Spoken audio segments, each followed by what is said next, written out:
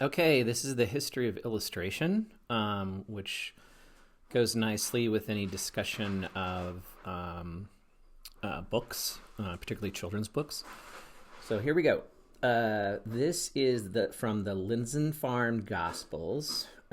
It's the St. Matthew Gospel and Portrait of St. Matthew illuminated manuscript. So, yeah, Matthew was one of the four apostles. And then this is the St. Albans Psalter, the Beauteous page.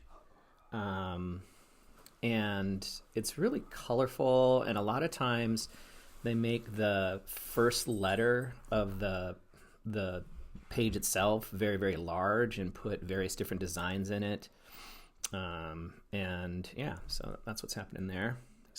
Strumming away there on a harp. And then the most famous illustrated book of all time, of course, is the Book of Kells. It's at Trinity Library in Dublin. And it was not actually written in Ireland. It was off the coast of England or Scotland on an island. And it's an amazing feat of artistic glorified wonderfulness. I've seen it. They only put out certain pages each time so that they don't fade. But you can see a number of the pages each time that you go to Trinity College. All right, and then here's another one. This is the Book of Hours. Book of Hours gave, particularly people in the Middle Ages, a prayer to do at every hour, and it was the most popular illustrated book of the day. And this one's an Annunciation scene. Gabriel's on the left, and then Mary's sort of ensconced in this really ornate Gothic style church, which is not particularly historically accurate, of course, but we'll go with it anyway. Okay, and then let's go around the world. In India, this is the Vedas, which is one of the oldest texts from the oral tradition.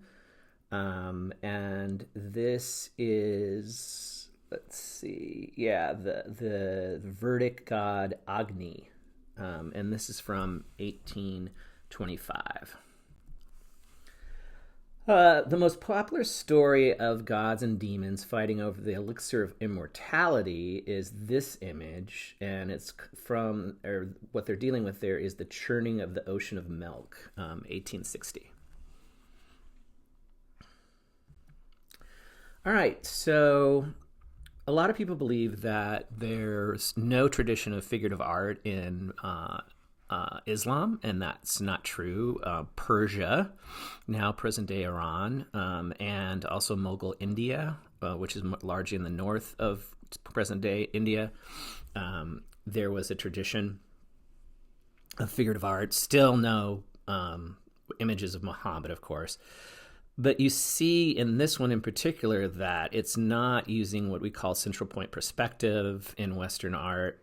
And so there's the idea that only Allah should see the reality of the world, and therefore we shouldn't necessarily in a very intricate way create life on Earth in the art. So that's kind of some of the ideas behind that. And then we're still in, we're in India. Yeah, and that was the Adventures of Hamsa. I have a book on that, actually.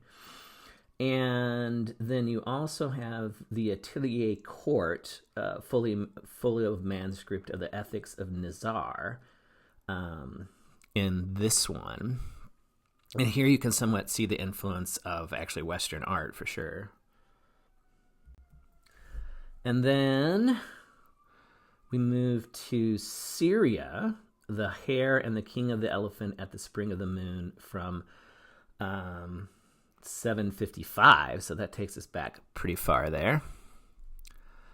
And then, so this is from Persia, from a manuscript from 1524 to 1525. There's just some beautiful foliage, beautiful geometry, and some calligraphy, which are the three main motifs of Islamic art in this one. So that's pretty cool. All right. Let's keep going. I love this one. This is from Japan. This is a person in a snowstorm, an illustrated chronicle of three kingdoms, 1883. I just love the panels. I just love the color palette. It's really an incredible piece. And then here's one from 1857 out of Japan. Now, it's very difficult to get the colors to align in the printmaking process, so this is really a masterpiece. Okay, now we're going to go to scientific illustration. And this is a work, both these are works by Leonardo da Vinci, of course. And so it's a wood anemone on the right, and then it's a Dyer's greenwood on the left from an oak tree. Okay. This is a head of a bear that recently sold at auction for a lot of money. It's a very small work. I don't know, probably 9.5 by 11, maybe a little bit smaller than that. And of course, because it was done by Leonardo da Vinci, you're going to have something go for a lot of money. Okay, and then this is the famous rhinoceros from Albrecht Dürer, and we know he's kind of not using the actual anatomy of rhinoceroses. There is a extra horn on his back, and also the sort of armor, if you will, around the body is kind of different also. All right, now let's look at Maria Sibylle Merriam. She is probably the most talented scientific illustrator of her generation, or maybe even beyond that. And what I like about her is she ended up going to South America to become more familiar with the diversity of life worldwide. And so this is spiders, ants, and hummingbirds on a branch of guava. And then this is Metamorphosis of a Frog. Pretty much, it's pretty much all in there, which is kind of fun. Okay, let's go to birds. So this is something from Iran. Roses and Nightingale. And then this one is back to it's Hokusai, back to Japan, canary and a flower. So John James Audubon's mission was to create an image of every bird in America. I don't think he really succeeded, but of course, he is probably the most well-known bird artist ever, I would say. And then Walton Ford is definitely actually sort of bouncing off John James Audubon with this painting of carrier pigeons that are extinct since the early 1900s. And apparently there was enough of them that they would fill the sky to make it dark. And in this case, they're holding on to a dead tree.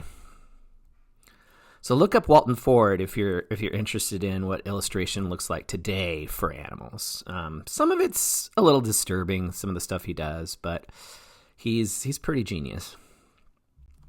All right, what about medical illustration? This is anatomy of a pregnant woman labeled with ailments from the Wellcome Museum. And then this is some coli by David Goodsell. So there are still people doing medical illustration. As you might imagine, it's pretty much all computerized and digitized. But there's still openings in medical illustration. All right, now let's look at some American newspaper illustration and political cartoons. So this is Winslow Homer's work up on the upper left. And so he illustrated a lot of the Civil War. He's probably the most famous artist working during the American Civil War.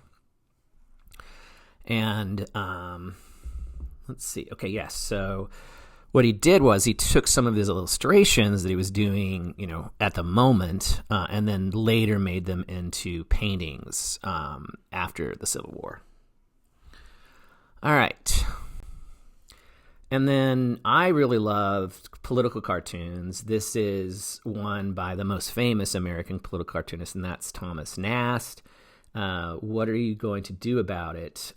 Is the title of this one. And it's a direct criticism of New York City's government. All right. So Alice in Wonderland is, of course, a classic in the history of children's books illustrations. And this is John Tenniel's very early illustration. I think he was the first one to do it in the upper left. And then, of course, Tim Burton's Alice in Wonderland down at the bottom, which I think it's his best one. As far as sort of remakes in particular. So, yeah, I think he's very inventive with Alice in Wonderland. And then on the left is Ralph Steadman's White Rabbit. If you were of an earlier generation, you'd probably know Ralph Steadman, very well known. And then to the right is Tim Walker, who is a fashion photographer's Alice. Okay, so we're going to talk about Walter Crane. So Walter Crane was among the first illustrations to effectively pace his children's books by combining single-page illustrations with the drama of double-page spread. And so this is a double spread for Beauty and the Beast. And you might be thinking to yourself, well, that's just fairly obvious that they would have a double spread in a children's book, but apparently he was one of the first to do it. And then this one is from Randolph Caldecott. And his name is actually on the prize for the best illustrated children's book each year. So this one is The Diverting Tale of John Gilpin. And then the Caldecott winner in 2021 was Carol Lindstrom's and Michelle Goads. We Are the Water Protectors. And I believe Mikola is a native artist. So that's pretty cool. All right, let's talk about, here's them, the inside of that book. Okay, now let's look at female artists of the golden age of illustration, where in 1865, some 700 periodicals were being published in the United States. By the beginning of the 20th century, there was over 20,000. So 700 to 20,000 was quite a jump for mostly magazines, is I guess what we call them today. All right, one of the first women to earn a living as an illustrator is Kate Greenaway. She was born in London. And this, it's based off of a poem, Rhymes for the Young Folk. And then here, of course, is Beatrix Potter's work, The Tale of Peter Rabbit.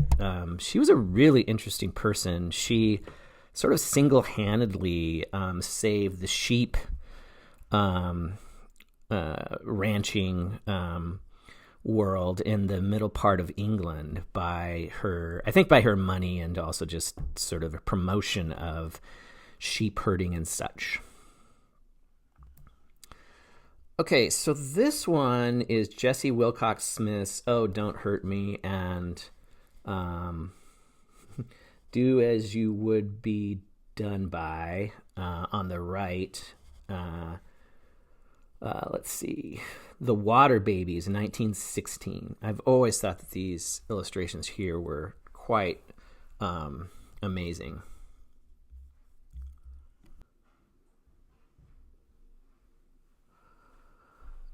Okay, this is, hold on a second. Water Babies. Oh, I screwed that up. Okay, just passed over Virginia Francis's Sherritt's The Little Gray Mouse, and another one, Bloodline, from Old French Fairy Tale. And then we just went past Arthur Rachman's Rip Van Winkle, one of the most famous illustrators of the early 20th century for sure. Okay, and then now let's go to fashion illustrations. The one on the left is from the Rococo period, 1781. Huge architecture underneath, and I thought that would be a nice contrast with a flapper girl on the right from the 1920s. Okay, let's look at famous American illustrators. At the top of the list has to be Howard Pyle. I always see him as an illustrator of pirate stories. This is called Marooned. And then this is N.C. Wyeth, The Hostage. And I think at some point he was either working with or the pupil of Howard Pyle. This is Maxfield Parrish's The Lantern Bearer. The Lantern Barriers from Collier's Magazine, 1908. And then probably the most famous illustrator of the 20th century is Norman Rockwell, who has a kind of a funny little take on art history here with The Art Critic. Okay, so let's go across time a little bit. This is the cover for the Women's Home Companion, 1929. And then on the right is a more recent Amy Sherald's portrait of Breonna Taylor for the cover of Vanity Fair. And then this is interesting. So this is Zoe Mozart, and she would pose for a photograph to create her illustrations. And this one's called Must Learn from Where to Draw the Line, 1942. All right, so this one is, now we're looking at alternative realities in pulps and popular fiction. We're first going to look at Martin Shungar's The Griffin from way back in the 1400s. And then this is Albert Robita's The Trip to the Opera in the Year 2000 from 1902. So this is what he envisioned the world of 2000 being. Of course, it didn't come to pass, but maybe it will in your lifetime. And then this is kind of a fun one. This is Honeymoon in Space. Why not? Maybe you'll have your honeymoon in space. And then this is cover illustration for All Story, October 1912. And then Harry Clark's I Know What You Want, Said the Sea Witch, from The Little Mermaid. Now, this is concept art for the Dark Crystal, and it's really interesting. So Toby, this is Toby and the monsters from the Labyrinth, and actually Toby grows up and he's an art director for the reboot of the Dark Crystal. Here's some African American artists. This is Thomas Blackshear's Preparing to Sound the Alarm. And this is Kadir Nelson's winning illustration for Undefeated. They won the Caldecott Medal, which we were just talking about earlier. And then here's some more of his New York covers. He just had a recent one last week, so he's still very popular among the people at the New Yorker magazine. And here's this, of course, from our own history in Minneapolis during the summer of 2020 and the beginnings of the anti-racism movement, really. Okay. And then I thought it would be kind of fun to look at how artists are used for book covers. And so this was the first four sort of looks for this book called A Lot So. I've read it before. It's by Darcy Little Badger. And then here's some more of the concept art. And then here's the cover. So it kind of took you through sort of the process there a little bit, which is really fun. Okay, this was a poster for Defend Democracy 2020 by Yoku Shimizu. And then this is Sana Takedo's illustrations for Monstrous. Some of you might have read that very popular series, comic book series. Okay, let's go to some children's book illustrations. This is Wanda Gagg's Millions of Cats. There we go. And then let's do a little LGBT action with Syndex Where the Wild Things Are. And here is, of course, the Moomins by Tove Jansson. She's from Finland. And this is an illustration from 1948. Okay. Here's another African-American artist, Jerry Pickney, The Lion and the Mouse. And here's Inside. This is kind of a fun one. Viva Frida. So somebody from Latin America there. And then just a sort of a little bit of smorgasbord here. So some contemporary illustrators you may know. Gary Baseman. And then he made it into a really fun art installation. And then here's somebody that you're probably not familiar with. He was kind of had a lot of notoriety in the 80s. This is Guy Billouts' work. And then I can imagine some of you liking this stuff. This is Nicoletta Cecili, Teardrop Pearls. And then here's some fashion illustration. Carmen Garcia Hurta's Yodana. And then this is kind of interesting. It's a Kit Kat drink with the it's sort of a well, it's packaging obviously, but it's pretty interesting stuff. I don't know what a Kit Kat drink would taste like. And then Maria Kalman, very well known. This is self-portrait on the left, and then she played I guess a duck in Peter and the Wolf. And then you have Zohar Lazar's I Can't See Myself. And then Adele Rodriguez's The Roots for Esquire Magazine 2004. And then I found this person really interesting. So she's both a graphic designer and illustrator for the Met Chorus Opera, but she also is her name is Chelsea Hill, but she's also she also helps with the costumes, as you can see in the next slide. Right there. Okay, we did it. History of illustration.